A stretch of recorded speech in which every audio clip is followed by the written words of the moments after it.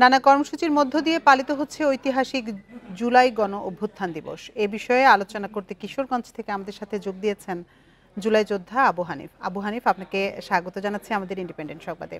আপনার কাছে শুরুতে জানতে চাই যে গণ অভ্যুত্থানের বিজয়ের এই লগ্নে আপনার অনুভূতি সম্পর্কে জানতে চাই, এবং রাজপথের সেই মুহূর্তগুলো আপনাকে কিভাবে আন্দোলিত করেছিল। বান্ডেল থাকলে প্রতি সেনমানিতে টাকা বাঁচবে। বিকাশ সেনমানি বান্ডেল কিনে জিতুন প্রতি লেনদেনে। জানেন যে আজকে আমাদের জুলাই গণঅভ্যুত্থানের 1 বছর পূর্তি উপলক্ষে আসলে এটা আমাদের খুবই ভালো লাগে যে বাংলাদেশ থেকে যে ফ্যাসিবাদ বিলুপ্ত হয়েছে, এটা আমাদের জন্য সুখের খবর।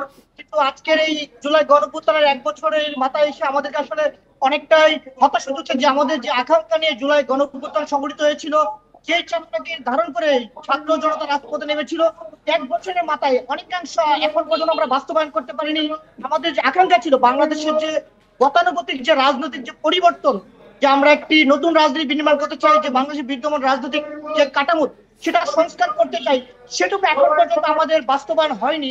এটা আমাদের জন্য আক্ষেপের বিষয়। তবে এটা ভালো লাগার বিষয় যে বাংলাদেশের মানুষ গত 15 বছর একদলীয় কায়েম ছিল, ফ্যাসিবাদের কবল থেকে আমরা মুক্তি পেয়েছি। এটা আমাদের জন্য অনেক ভালো লাগার বিষয়। এই জুলাই গণঅভ্যুত্থানের গত বছরের 5ই আগস্ট আমি কারাগারে ছিলাম। সেদিন যখন আমরা কারাগার থেকে শুনতে পাই যে এই শেখ হাসিনা পালিয়েছে, সেটা আমাদের জন্য অনেক ভালো খবর ছিল এবং আনন্দের খবর ছিল। সেটা আসলে সেই আনন্দের কথাটুকু আসলে ভাষায় প্রকাশ করা যাবে না। আমরা যারা এই জুলাই গণঅভ্যুত্থানের নেতৃত্ব দিতে গিয়ে যারা কারাবরণ করেছিলাম, রাজনৈতিক দলগুলো কারাবরণ করেছিল, তাদের অনেকে সেদিন অনেক বেশি আবেগ আপ্লুত হয়েছিল।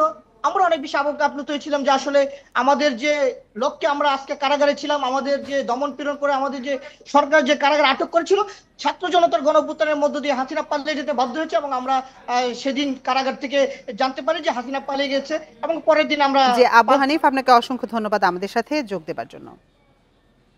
কিশোরগঞ্জ থেকে আমাদের সাথে যোগ দিয়েছিলেন জুলাই যোদ্ধা আবু হানিফ। চলে যাচ্ছি পরের খবরে।